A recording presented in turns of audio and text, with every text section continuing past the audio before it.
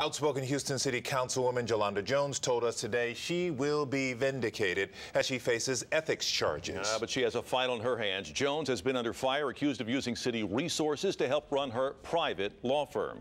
KHOU 11 News reporter Gabe Gutierrez is in the newsroom. And Gabe, tell us what the councilwoman had to say today. Greg, not much. Her prepared statement lasted about a minute and she took no questions.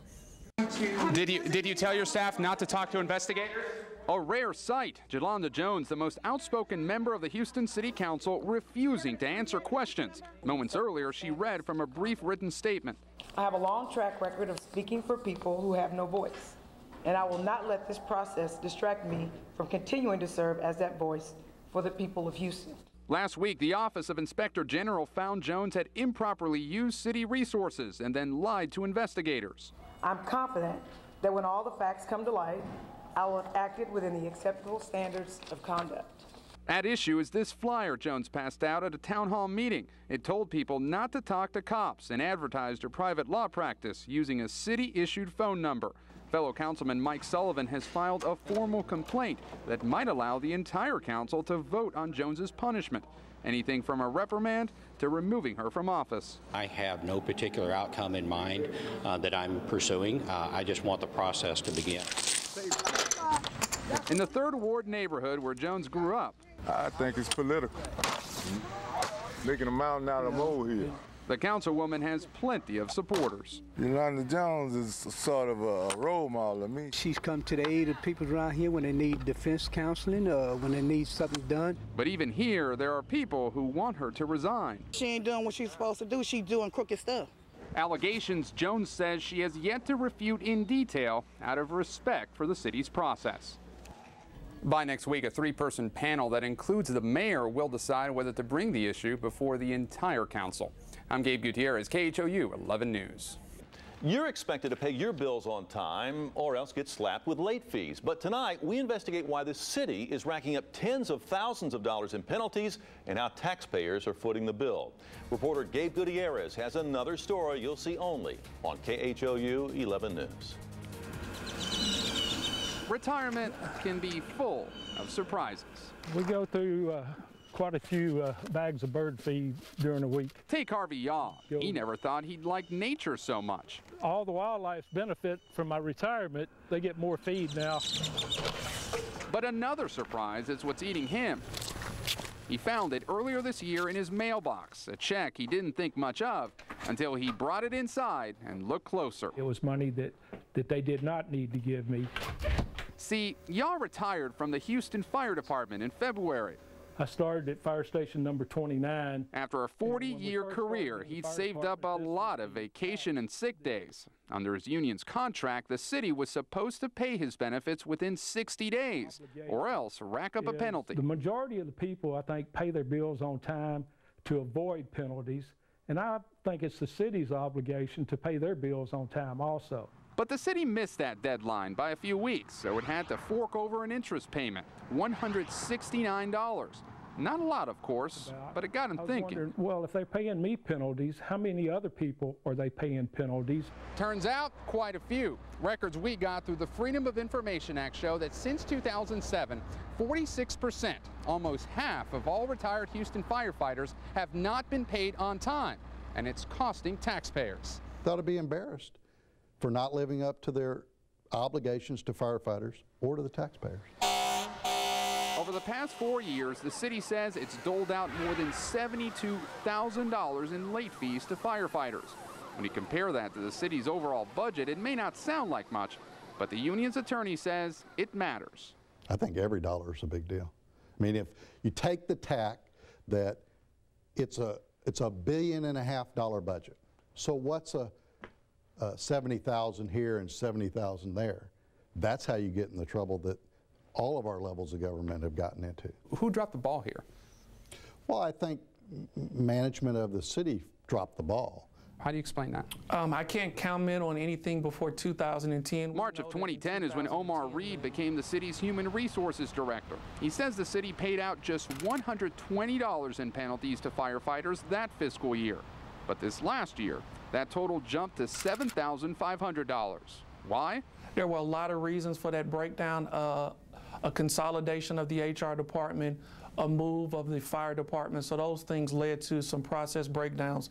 But we're very confident that those process breakdowns have been corrected and eliminated. Even if it's a couple oversights, that's too many. Harvey Yaw can't complain too much. After all, he got his money. But if you ask him, what eats at him most is the principle. That the city should spend every dollar responsibly. And any excuses, he says, are for the birds. Gabe Gutierrez, KHOU 11 News. With all these sacrifices, why is it that Houston City Council members can't seem to do the same? KHOU 11 News reporter Gabe Gutierrez discovered some council members are complaining about cuts targeting their own offices. Gabe? Well, Greg, this seems to be a case of some council members actually agreeing with one another. Some of those council members claim that their offices just can't absorb some of these larger cuts like larger departments. However, some taxpayers aren't buying that. Gonna keep it together. With community centers closing, swimming pools shutting down, and public employees being laid off. And I can't even get anyone to listen to me. Nadine Huff knows times are tough. The solid waste department worker says she's battling breast cancer and she just got a layoff notice 9 months before retirement. She's furious at what she's hearing from City Hall. It's very frustrating. At a budget hearing last Thursday, most council members refused to cut 10% from their offices, even though other departments slashed as much as 27%. You know, it's almost like they say, you can't squeeze blood out of a turnip. And at this point, we're bare bones. If the council offices are not essential, then who is? Because if you don't have us, this city does not run. 5 council members are asking for way more money than the mayor has budgeted for them, especially Wanda Adams, who would need to slash almost $60,000. It would affect me a lot, and the reason why I said it's too high because I can't support, terminating my staff because we have such a small budget. One council member, a former police chief, is even arguing that council offices are as important as the police and fire departments. We are oversight and set policy which guides those departments. Thus, we're core service as well. It's unfair. Nadine Huff doesn't think so. And they should make the same sacrifices that we make. A message she's taking right to City Hall.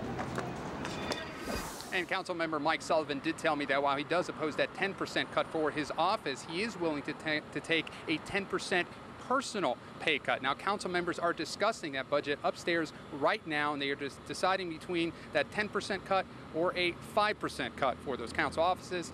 We'll let you know what happens. Reporting live at Houston City Hall, I'm Gabe Gutierrez, KHOU 11 News. And 11 News reporter Gabe Gutierrez joins us now. And Gabe, I hear there's a new tape that may be surfacing. That's right, Greg and Len. Community activist Quan LX claims he has another video of police officers beating a handcuffed suspect. This is totally separate from the one we've been showing you. And he tells 11 News he plans to release that tape tomorrow. Meanwhile, the mayor's office is busy dealing with the fallout from the Chad Hawley video. It is the tape that just won't go away. Having worn the uniform of the Houston Police Department for 24 years, I am thoroughly embarrassed at what I see on the tape. These officers brought great shame to a department and to a city. Shame that still has City Hall buzzing. Cindy, come on up! Especially after a town hall meeting last night where the woman who turned over that surveillance video came forward for the first time. And the standing room only crowd watched community activist Quan LX rip into Mayor Anise Parker. Your exact words were, if someone outside of law enforcement or the DA's office released this tape, we will consider it theft. Well, guess what? I released it and I didn't steal it. I got it the right way. Later, the mayor apologized and said if she had to do it over, she would have released the tape sooner, a statement she clarified this morning. Legally, we made the right decision, and I stand by my decision. I'm not going to look back. But in terms of how the community responded to the tape and that we were somehow trying to hide the information, and that is the farthest thing from the truth. And I regret that anybody felt that we were trying to suppress it. But now the city attorney is asking council members to watch what they say about the Chad Hawley case, since the teenager's lawyers might use those comments against the city in a civil lawsuit. And I think for us to say we can't or shouldn't comment on it, that's not proper. It's a time to heal and move forward. Not an easy task, thanks to a tape that just won't go away.